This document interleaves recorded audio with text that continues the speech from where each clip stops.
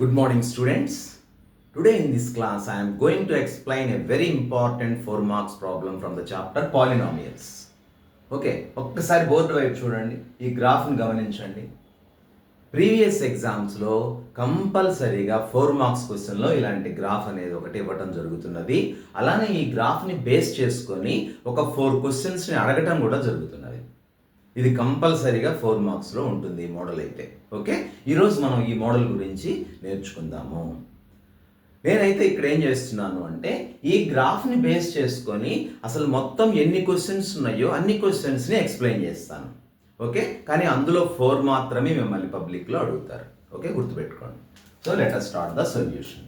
First question basing on this graph. Okay, what is the name of the polynomial represented in the graph? So ఇది first question. What is the name of the polynomial represented in the graph? గుర్తుపెట్టుకోండి, ఈ polynomial యొక్క పేరేంటి అంటే అది quadratic polynomial. Okay, answer ఏంటి? Quadratic polynomial.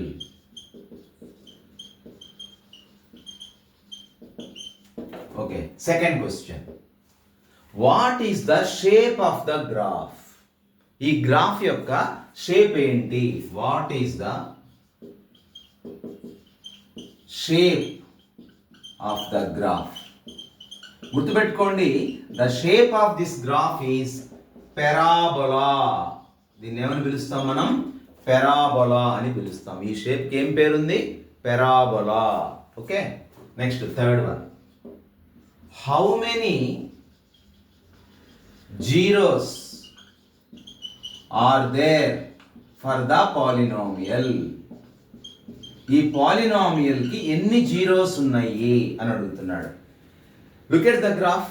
Here the parabola intersects the x-axis at 2 points. Okay, so it has 2 zeros.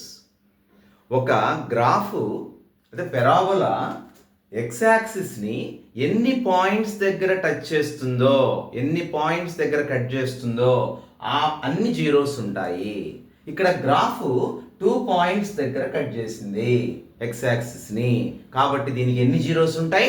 2 zeros ఉంటాయి. కాబట్టి answer ఏంటి? 2 zeros. Okay, next fourth question. What are the, ఇది very important one. What are the points of intersection? What are the points of intersection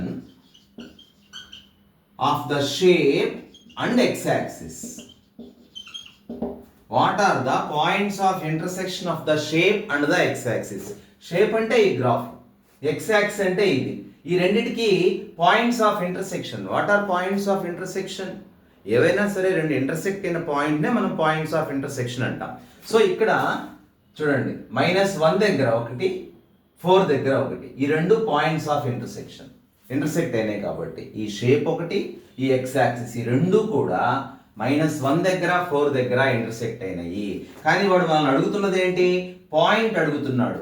on X axis y coordinate is 0. X axis మీద y coordinate 0 ఉంటుంది కాబట్టి మనం ఆ points రాయాలి. ఆ points ఏమవుతాయి?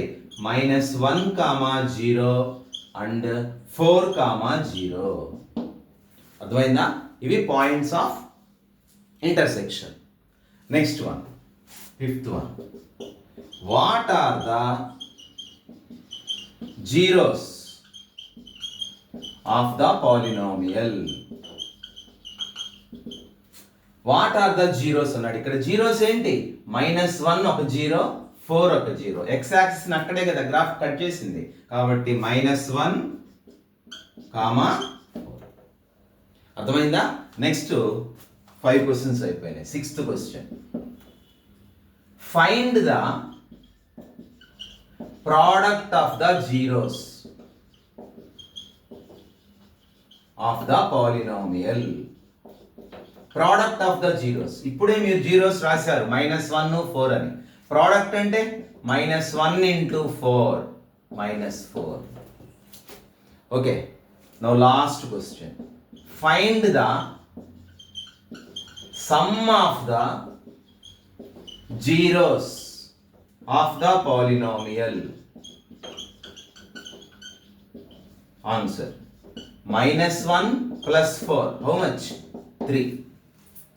Okay, మొత్తం 7 క్వశ్చన్స్ని ఫామ్ చేయొచ్చు. ఓకే, ఇందులో ఏవైనా సరే ఒక 4 క్వశ్చన్స్ని మిమ్మల్ని పబ్లిక్ ఎగ్జామ్స్లో అడగడం జరుగుతుంది. అన్నీ అడగడు, ఓన్లీ 4 క్వశ్చన్స్ మాత్రమే అడుగుతాడు. ఓకేనా? So I hope you understood this concept. If you like my videos, please like, share and subscribe. Thank you very much.